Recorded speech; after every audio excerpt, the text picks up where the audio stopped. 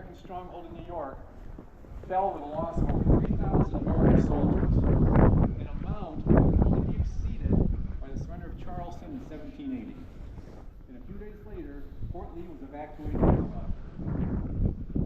It was from here that Washington began to move his army south to New Jersey, hoping to buy time for reinforcements to join him and make a stand somewhere in New Jersey, though the opportunity never came. On December 1st, Washington sent orders to several Continental and state militia officers to begin collecting boats on the Delaware and placing them under guard, so they could be used to bring soldiers and military stores over to Pennsylvania and put the Delaware between Washington's army and the British. The orders stated particular attention ought to be paid to Durham boats, which in peacetime were used to transport cargo. The retreat was successful, and the Continentals got the much-needed time to recruit. Thinking the campaign was over, General William Howe ordered his army to winter headquarters with the intention of launching a new campaign against Washington's depleted forces in the spring. General Howe did not know Washington. Howe spread his troops across 17 sites stretching from the north into New Jersey, including one Hessian brigade under Colonel Johann Wall at Trenton, and another British force under Colonel Charles Smallwood in the nearby college town of Princeton. Meanwhile, an increasingly concerned Washington contemplated his next move. His army that had once numbered 20,000 men had been reduced to fewer than 5,000 due to casualties, disease, and desertions. His men were cold, underfed, and unpaid, lacking blankets, winter clothing, and shoes, and the enlistments for many were expiring throughout the month of December. Moreover, Congress had fled to Baltimore, abandoning Philadelphia for fear of a British attack there. But rather than despair, Washington recognized an opportunity to restore faith in the cause and rescue the hope which many considered forlorn amidst the dire circumstances. On December 22nd, Washington summoned his commanders to a council of war at his headquarters. At the meeting, Washington proposed a plan to rescue the revolution by crossing the Delaware at 3 different points on Christmas night, and then marching on Trenton and attacking the Hessian garrison at dawn on December 26th. It was a complex operation that hinged on secrecy and precise timing, but Washington was convinced the risks were both necessary and manageable. Colonel Henry Knox, having proved himself earlier with his noble train of artillery, moving cannons from Fort Ticonderoga to Cambridge, was charged with the logistics of the operation. Boats and oarsmen had to be ready, and the task fell to soldiers, militiamen, Pennsylvania State Navy sailors, as well as many civilians who operated Durham boats and ferries in peacetime. Meanwhile, Generals Nathaniel Greene and John Sullivan, who would command the 2 columns up to descend on Trenton, prepared the supplies and readied the men. An immense amount of work to be done in a short period of time, given the conditions under which the army was laboring. A little bit. Washington ordered General Cadwalader to cross at Bristol with 1,500 militiamen to create a diversion at Mount Holly and block Hessian forces from reinforcing Wall at Trenton. General James Ewing was to cross at Trenton Ferry and secure the bridge across Assunpink Creek to prevent the Hessians in Trenton from escaping to the south and east. Washington chose to cross with the main body of the army under Generals Greene and Sullivan here in McConkey's Ferry.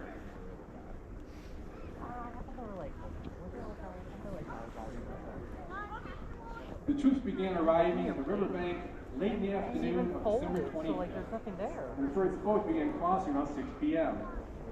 But almost immediately, the plan fell behind schedule, as the Delaware was high and filled with chunks of ice, and about midnight, a nor'easter blew in and further slowed progress.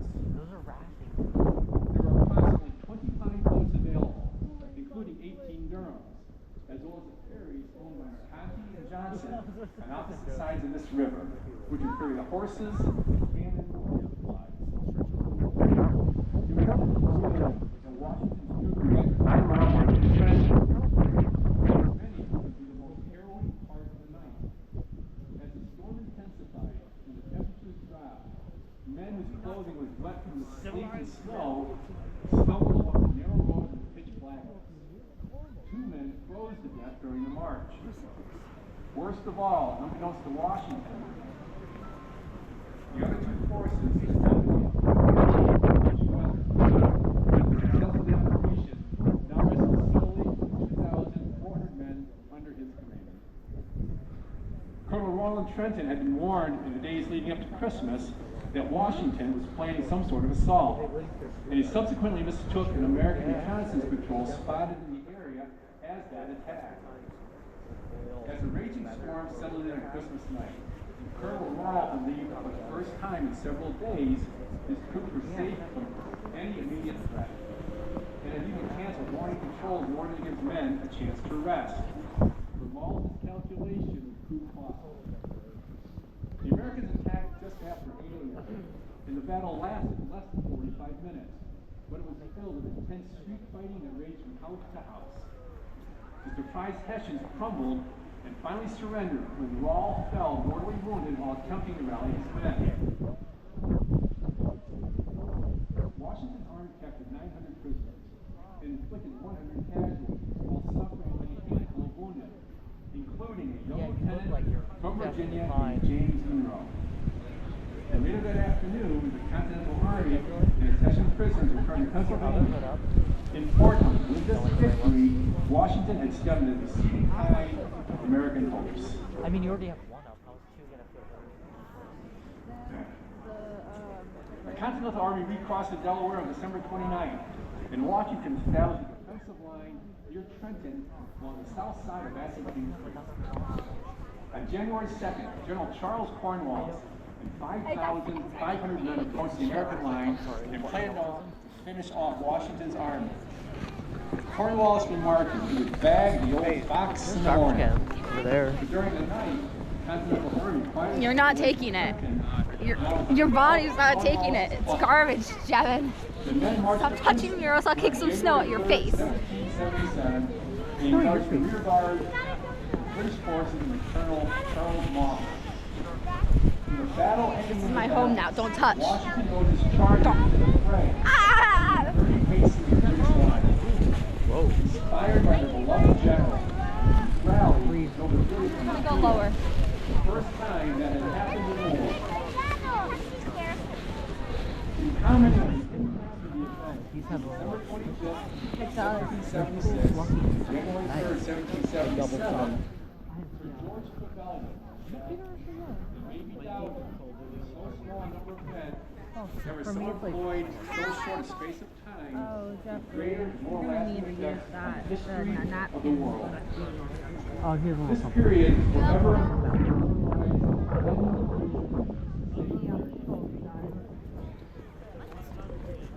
5 years later, following the British surrender at Yorktown in October 1781, Yorktown. Washington and You're a Cornwallis British surrender. Yeah. No, I'm not. Cornwallis declared Yeah, you are. Yeah, you are, Julie. that Washington Not beans and toast. You're a stated British surrender. Spain will gather in the brightest laurels rather than the banks of the Delaware and the roads of the Chesapeake. I think this is what I've done with Now, Julie? Julie's let your imagination travel back to the time, bitter winter day of 1776.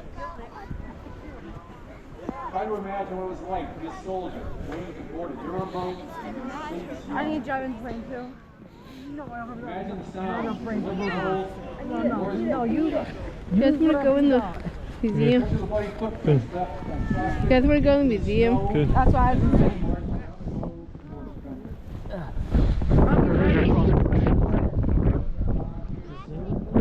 Because he said these are bad.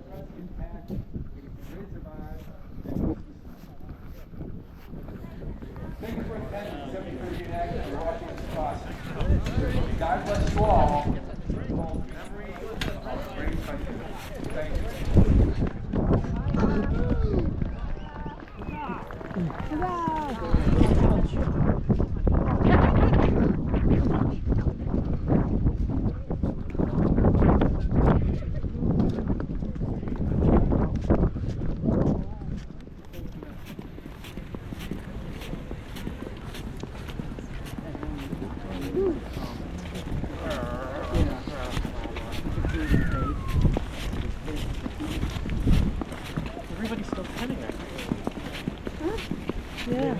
Washington, marching band can do stuff? maybe Washington's gonna like march up to the river and just look at it. Not today. I will cross this Lansing Beach. Soon as possible to do good condition. I'm crossing this thing. Yeah, there are some troops. There's a line of troops.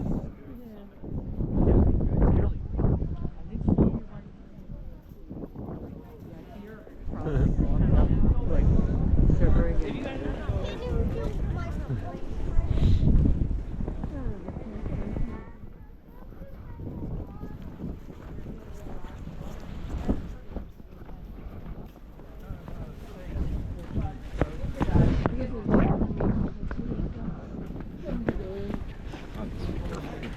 You're welcome.